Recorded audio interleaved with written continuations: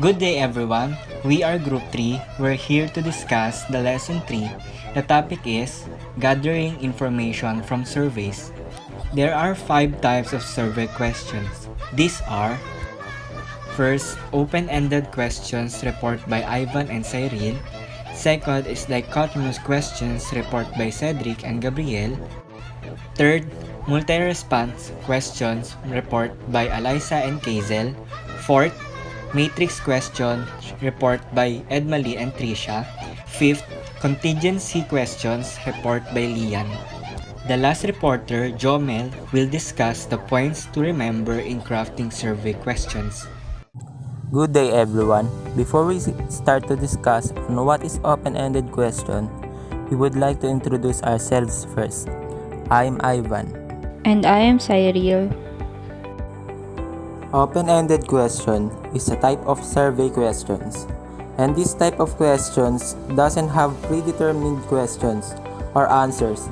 It requires one or more than a simple yes or no or one-word answer.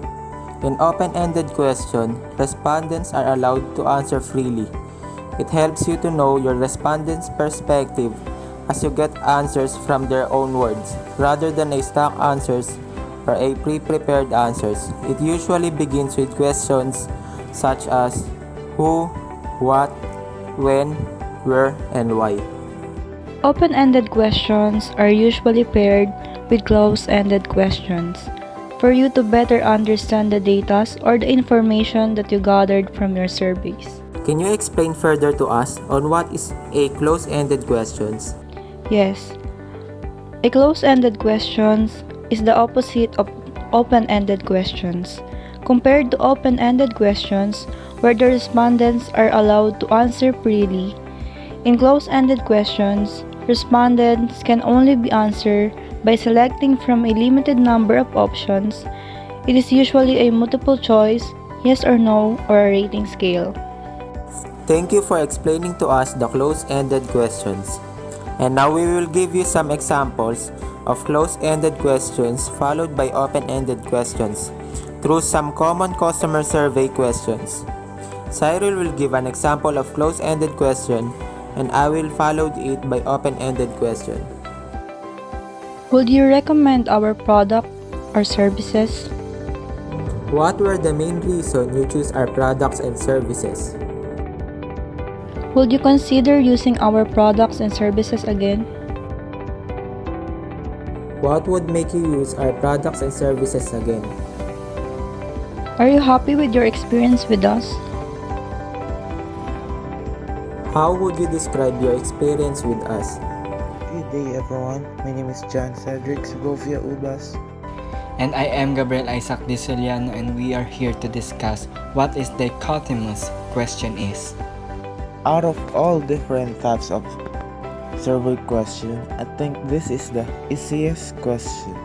So first, let me discuss to you what is dichotomous question is. The dichotomous question is a question that can have two possible answers. Dichotomous questions are usually used in a survey that asks for a yes or no, true or false, fair or unfair, or agree or disagree answers. They are used for a clear distinction of qualities, experiences, or respondents' opinions. Let me give you an example. If you want to know if they use a sunscreen or not. So this is the question you need to ask first. Do you use sunscreen? And the respondent can answer by yes or no. Or you can ask follow-up question that can answer by agree or disagree. So this is the question. Sunscreen is a must. And the respondent can answer agree or disagree. I give you another example. This is the question. Are you using a gadget more than 2 hours? This question can possibly answered by yes or no. So basically in this type of question, there's only possible answers. Dichotomous question is often a screening question to filter those don't fit the needs of the research. But not all the time you can use the yes or no dichotomous questions. It may seem simple, but they have few problems both on the part of the survey respondent in terms of analysis. Yes or no questions are often force customers to choose between options that may not be the simple and may lead to a customer deciding on an option that doesn't truly capture their feelings. I gave an example. A good dichotomous question will be, are you over 18 years old? While a bad dichotomous question would be, do you like the songs in the album X? The respondent might not be able to express the way they feel through a yes or no choice. Many respondents might love one song but not prefer the rest of the songs in the album, while the other hand, others might not like or dislike the songs in the album. Dichotomous questions can be used in situations when there can be too many options for the answers. And that's all. Thank you for listening in Dichotomous Question. Good morning, everyone. We would like to introduce ourselves first. Hi, I'm Eliza Bermeo. And I am Kaysel Basina. Our topic is all about multiple response questions. There are certain questions that necessitate the respondents to provide more than one answer. For example, the typical advertising survey would ask the questions, how did you find about a particular service or item? This should be used when a question has one or more answers that are correct. A respondent may have encountered more than one of the probable ways. Yes, multiple questions allows numerous answer alternatives. Thank you for explaining, Kazel. Now, Kazel will give you guys example of multiple response questions.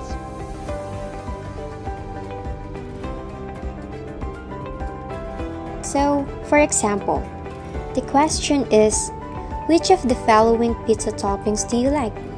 The choices are pepperoni, mushrooms, anchovies, sausage, and artichoke hearts.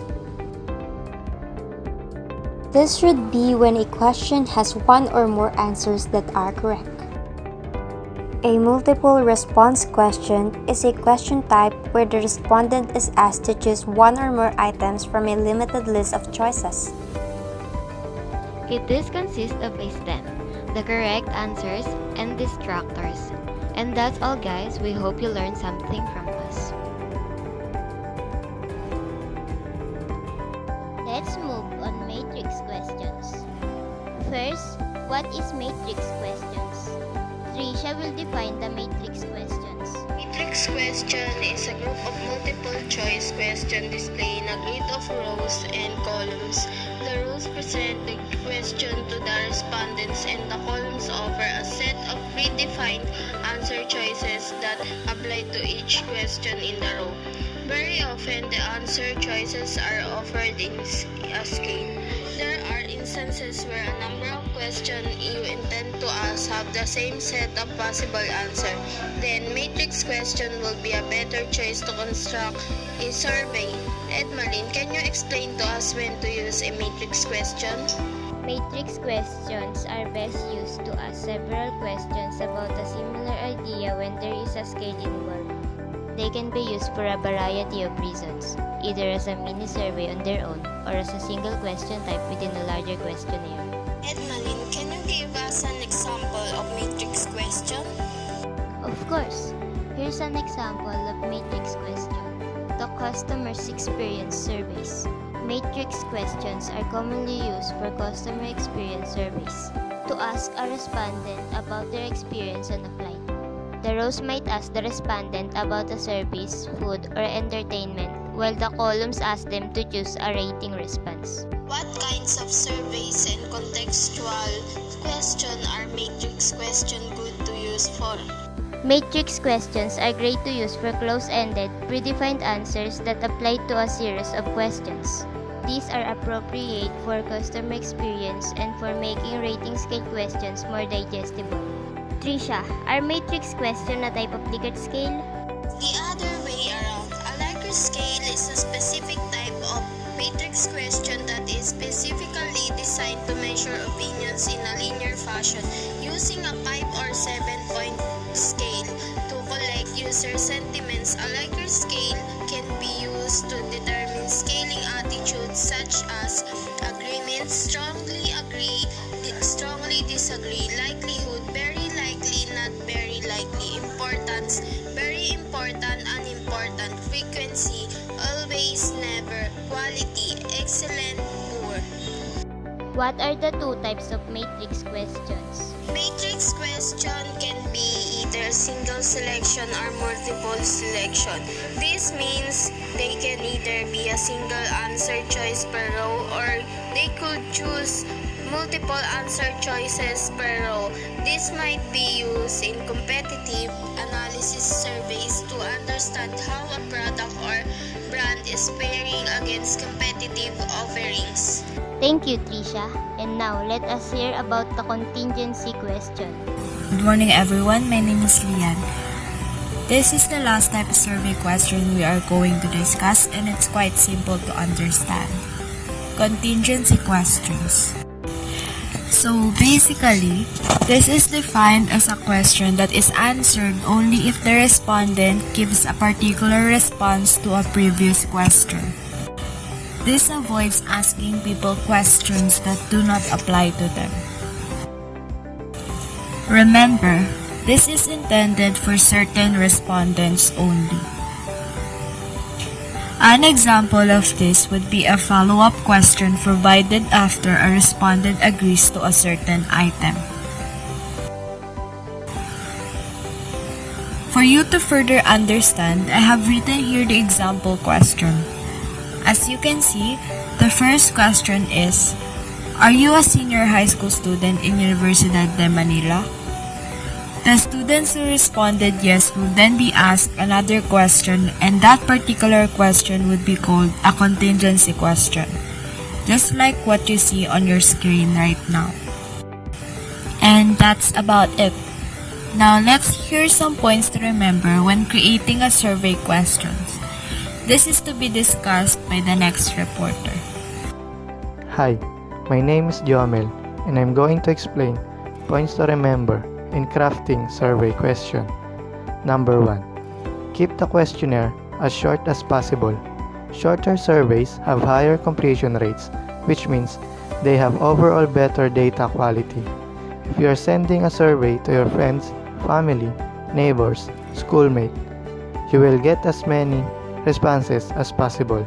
Keeping your survey short helps you do exactly that. Number 2.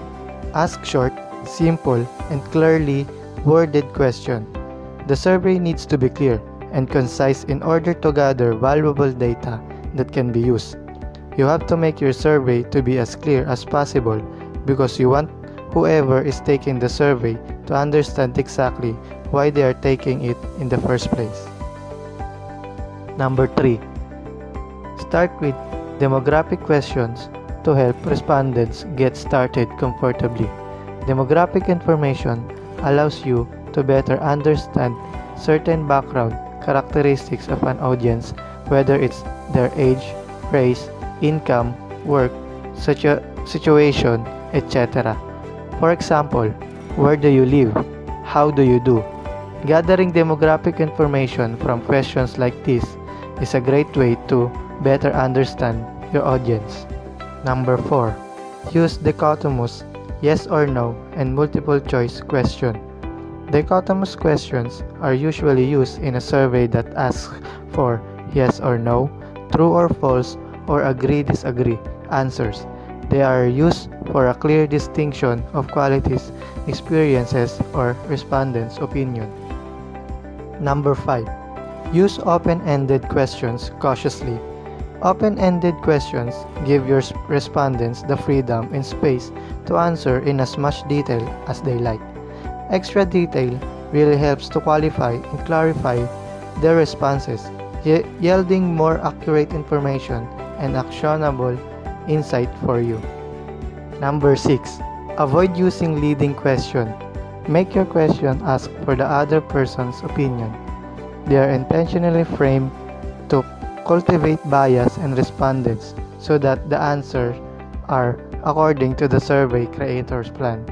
A bad example would be, fishing is a very cruel pastime. Do you agree? A better question might be, do you think that fishing is a cruel pastime? Number 7. Pre-test a questionnaire on a small number of people. Pre-testing will help us determine if respondents understand the questions as well as if they can perform the task or have the information the questions require. Pre-tests also provide the most direct evidence for the validity of the questionnaire data for most items. Number 8. Think about the way you intend to use the collectible data when preparing the questionnaire. The most important part of the survey process is the creation of questions that accurately measure the opinions, experience, and behaviors of the public. Creating good measures involve both writing good questions and organizing them to form the questionnaire. That's all. Thank you for listening. I hope you learned something.